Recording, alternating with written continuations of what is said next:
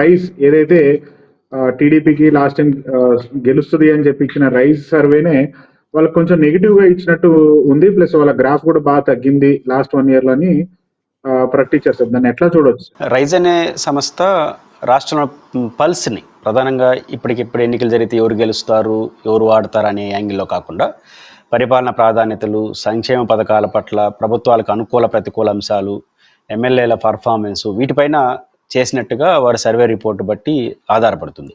అంటే బేసిక్గా ఎలక్షన్ అయినటువంటి 1 yearకే ప్రజలు తన పల్స్ని చెప్పరు. అంటే పరోక్షంగా ప్రజలు ప్రభుత్వం పట్ల వాళ్ళు వ్యక్తం చేసే అభిప్రాయాల్ని కొంచెం పరిగణలో తీసుకోవచ్చు తప్ప, పల్స్ని అర్థం చేసుకోవచ్చే తప్ప ఇప్పటికి నిర్ధారణకు రాలేరు. కారణం ఏంటంటే ఇంకా ఈ ప్రభుత్వం 4 సంవత్సరాలు ఉంటుంది కాబట్టి ప్రజలకు ఆ ఓపిక ఉంటుంది. ప్రభుత్వం మీద నమ్మకం, చేస్తారనే ఆశ అవన్నీ ఉంటాయి. 1 yearలోనే ప్రతికూల పరిస్థితులు, అనుకూల పరిస్థితులు రావు. ఏదైనా ఉంటే మంచి చేస్తే బాగుందని చెప్తారు. ఇట్లాంటి దశలో జరిగినటువంటి ఈ సర్వే రిపోర్ట్కి ఆ పరిమితులు ఉన్నాయనేది గుర్తించాలి. అది ఈ సర్వే సమస్యను కొంత పాజిటివ్ ఎందుకు తీసుకోవచ్చు అంటే, వీళ్ళు ఇప్పటికిప్పుడు ఎన్నికలు జరిగితే ఇప్పటికి ఎన్నికలు జరగవు, ప్రజలు కూడా ఆన్సర్ చేయరు, అట్లాంటి ప్రశ్న లేదు. వీళ్ళు ప్రధానంగా ఎమ్మెల్యేల పర్ఫార్మెన్స్, ప్రభుత్వ పర్ఫార్మెన్స్, సానుకూల ప్రతికూల అంశాలు చెప్పారు. కొంత హేతుబద్ధంగానే కనిపిస్తుంది. ఫస్ట్ ఆఫ్ ఆల్ ప్రభుత్వానికి సానుకూల ప్రతికూల అంశాలు మనం పరిగణలో తీసుకుంటే, ఒకటి రాజధాని పైన మూవ్ కావడం, పెట్టుబడులు ఆకర్షించే ప్రయత్నాన్ని పట్ల ఒక సానుకూల దృక్పథం, ఇట్లాంటి కొన్ని అంశాల్లో వాళ్ళకి సానుకూలత ఉన్నాయి. అటే ప్రతికూల అంశాలు కూడా చాలా ఎక్కువగా ఉన్న అంశాల్లో ఒకనొకటిది యాటిట్యూడ్ ఆఫ్ గవర్నమెంట్, అంటే రెడ్ బుక్ కాన్సెప్టు, లేదా అరెస్టులు, అదేవిధంగా సంక్షేమ పథకాల అమల్లో లోపభూయిష్టంగా ఉండడం, ఇచ్చిన మాటకి చేసే పనులకి సంబంధం లేకపోవడం, అడ్మినిస్ట్రేషన్లో ల్యాప్స్, ఎమ్మెల్యేల పట్ల తీవ్ర వ్యతిరేకత, ఇవన్నీ కూడా వాళ్ళ పల్స్లో వచ్చినట్టుగా మనకు కనిపిస్తుంది. అయితే దీంట్లో రియాలిటీగా చూసుకున్న కొంత ఈ ప్రభుత్వం ఆందోళన కలిగించాల్సిన అంశం ఏంటంటే, చాలా విషయాల్లో మొదటి సంవత్సరం ఇంత వ్యతిరేకత రావాల్సిన అవసరం లేదు. ముఖ్యంగా వాళ్ళు ఎమ్మెల్యేల పర్ఫార్మెన్స్ పట్ల తీవ్ర వ్యతిరేకత ఉన్నట్టుగా వాళ్ళు చెప్తారు. ఒకటి సేఫ్ జోన్లో, గ్యారంటీ సేఫ్ జోన్లో బిలో 30 మెంబర్సే ఉన్నాయంటారు. బిలో 30 ఎమ్మెల్యేలే అంటే దాదాపు 164 30 అంటే 130 పోయినట్టు అనుకోకపోయినా చాలా పెద్ద మొత్తంలో వ్యతిరేకత కొని తెచ్చుకున్నట్టే. దీంట్లో ఆరెంజ్ అంటే సరిహద్దుల్లో ఉన్నవాళ్ళు, అటు ఇటు కాకుండా ఉన్నవాళ్ళు దాదాపు 90 దాకా చెప్తున్నారు. ఒక 52 బిలో 60 అనుకుంటాను రెడ్ జోన్లో ఉన్నారు అన్నారు. 1 yearకి రెడ్ జోన్ వస్తే ఇంకోళ్ళు కోలుకోలేరు. అంటే 1 yearకే రెడ్ జోన్లోకి వెళ్ళిన వాళ్ళు ఇంకా కోలుకోలేరు. అంటే ఆ సంఖ్య 50 అబోవ్ చెప్తున్నారు. ఆ లెక్కను తీసుకుంటే ఆ 50 అబోవ్లో రెడ్ జోన్ అంటే వాళ్ళు ఓడిపోతారనేది లెక్క. అంటే 50 పైచీలకు ఓడిపోతే జగన్ గారికి ఆల్రెడీ ఉన్న 11 అంటే 60 సీట్లు వచ్చేసాయి. ఇంకా మ్యాజిక్ ఫిగర్ దగ్గరగా ఉన్నట్లు లెక్క. ఈ ఆరెంజ్ జోన్లో కూడా రావడం ఏంటి? 4 సంవత్సరాలు ఉన్నటువంటి ప్రభుత్వంలో మొదటి 1 yearకేనే ఆరెంజ్ జోన్ అంటే ఎమ్మెల్యేల పర్ఫార్మెన్స్ మీద తీవ్ర వ్యతిరేకత ఉన్నట్లుగా మనకు రైస్ యొక్క వ్యక్తీకరణ కనపడుతుంది సర్వేలో. అయితే దీన్ని కొంత దగ్గరగా చూడొచ్చు. సంఖ్య red Zona, orange Zona, safe Zona, ఈ ఇష్యూలో తేడాలు ఉండొచ్చేమో కానీ వాళ్ళకి అనుకూలంగా ప్రభుత్వానికి కొంత వెల్విషర్గా ఉన్నారనుకున్న మీడియా ఛానల్స్ కూడా 6 నెలల నుంచి రాస్తూనే ఉన్నారు. ఎమ్మెల్యేల పట్ల వ్యతిరేకత, ఇసుక, మద్యం, సిండికేట్లు, వీటి పట్ల ఎమ్మెల్యేలు అద్దులు దాడుతున్నారనే విషయం వాళ్ళకి అనుకూల పత్రికలే రాస్తున్నాయి చాలాసార్లు. కాబట్టి దానికి దీన్ని పోల్చి చూస్తే ఎమ్మెల్యేల వ్యవహారాల పట్ల, ఎమ్మెల్యేల రోజువారీ వ్యవహారాల పట్ల వ్యతిరేకత స్పష్టంగా కనిపిస్తూ ఉంది. ఇది తెలుగుదేశం పార్టీ బహుశా ఏమనుకోవచ్చు అంటే, ఎమ్మెల్యేల పట్ల వ్యతిరేకత ఉంది కానీ ప్రభుత్వం మీద అంత లేదు, ఎలక్షన్ ముందు అవసరమైతే మార్పులు చేర్పులు చేసుకుందాం అంటే, ఒక మాస్ వ్యతిరేకత వచ్చిన తర్వాత ఏం చేసినా కుదరదు. జగన్మోహన్ రెడ్డి 60 మందిని అటు ఇటు మార్చాడు, ఏమైంది? అన్ని పోయినాయి. పాయింట్ ఏంటంటే, ప్రభుత్వం మీద పెదవిరుపు వరకు ఉంటే ఓకే, వ్యతిరేకత మొదలైతే మళ్ళీ ఎమ్మెల్యేలు చూడరు, ప్రభుత్వాన్ని చూడరు, మళ్ళీ మీరు ఏ మార్పులు చేయడం పట్టించుకోరు. కాబట్టి ఎమ్మెల్యేల పట్ల వ్యతిరేకత భారీ స్థాయిలో వివిధ స్వచ్ఛంద ఈ రైజ్ లాంటి సమస్యలే కాదు, వాళ్ళకి అనుకూల మీడియా కూడా చెప్తా ఉంది.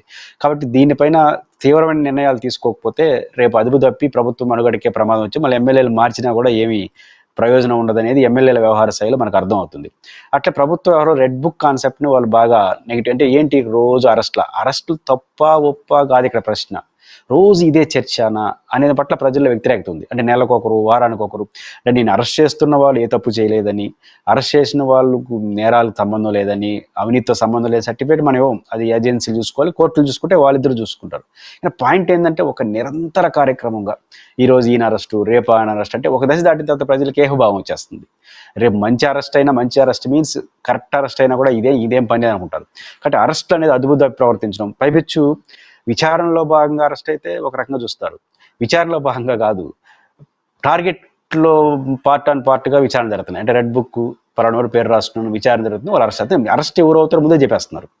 ఇది ప్రభుత్వానికి ఈ కాన్సెప్ట్కి తీవ్ర వ్యతిరేకత వ్యక్తం అవుతోందని మొన్న కేకే సర్వేలో కూడా చెప్పారు. రెడ్ బుక్ అనేది ప్రజలు వ్యతిరేకిస్తున్నారు అని. వైసీపీ వ్యతిరేకత కాస్త ప్రజల వ్యతిరేకతగా మారిపోయింది. ఇది చాలా ప్రమాదం ప్రభుత్వానికి. వెంటనే దీనిపైన పునరాలోచించాలి. రెండోది, సంక్షేమ పథకాల పట్ల జగన్ గారి పట్ల కొంచెం మొగ్గు ఉండింది. ఎందుకు కారణం ఏంటంటే జగన్ గారు అమలు చేసినటువంటి సంక్షేమ పథకాలు అమలు చేయట్లేదు. జగన్మోహన్ రెడ్డి గారు ఉంటే కొన్ని సంక్షేమ పథకాలు వచ్చిండేది. అది నిజం కదా.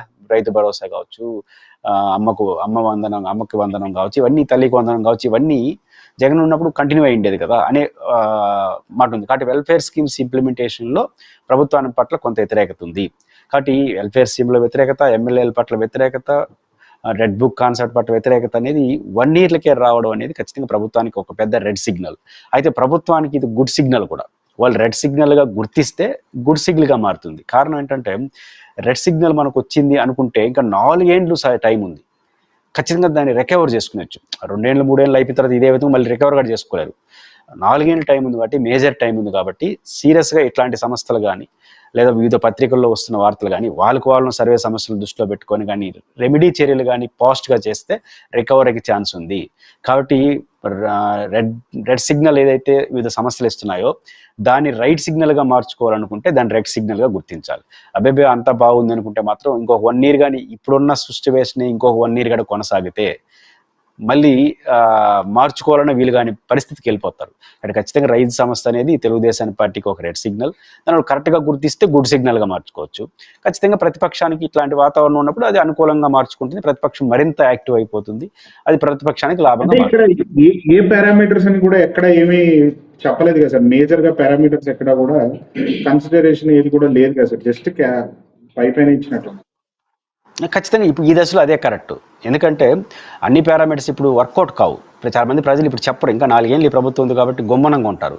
కాబట్టి చాలా కష్టం కూడా ఇప్పుడు సర్వే చేయడం. కాబట్టి ఇప్పుడు ర్యాండమ్ సర్వేలే కరెక్ట్. ఇప్పుడు గ్రాస్ రూట్ లెవెల్ సార్ ఇప్పుడు ఎన్నికలు జరిగితే నవ్వుకుంటారు కదా, ఏడ ఎన్నికలు జరుగుతాయి అంటారు. కాబట్టి చంద్రబాబు బెటరా, జగన్ గారు బెటరా, ఇవన్నీ ప్రశ్నలకి ఇప్పుడు ప్రజలు సరిగ్గా స్పందించరు. హార్డ్ కోరలు తప్ప. హార్డ్ కోరలు ఇచ్చేది దాని ఆధారం చేసుకుని నిర్ణయానికి రాలేము. కాబట్టి పారామీటర్స్ కూడా పైన చేయడమే కరెక్ట్. పల్స్ అర్థం చేసుకోవచ్చు. ఇందుకు చెప్పాను కదా, ఒక రకమైనటువంటి కొన్ని సిగ్నల్స్ రెడ్ సిగ్నల్స్ ఇస్తున్నాయి. వాటి కానీ రెడ్ సిగ్నల్ ఉన్నాయని గుర్తించే రెమెడీ చర్యలు తీసుకుంటే అది గుడ్ సిగ్నల్గా మారిపోతుంది. కాబట్టి రైజ్ అనేది సమస్య చేసినా వాళ్ళకి అనుకూలంగా ఉన్న మీడియాలో అప్పుడప్పుడు హెచ్చరికలు చేస్తున్నా, వాస్తవాలు చూస్తున్నా కూడా ప్రభుత్వానికి చెప్పుకోదగ్గ హెచ్చరికలు అయితే వస్తున్నాయి. ఆ హెచ్చరికలు 1వ సంవత్సరం రాకూడని హెచ్చరికలు అయినా వచ్చినాయి. దాన్ని గుర్తిస్తే మార్చుకుంటే బెటరు. మార్చుకోకపోతే ఖచ్చితంగా వారు రాజకీయంగా మూల్యం చెల్లించాల్సిన పరిస్థితి వస్తుంది.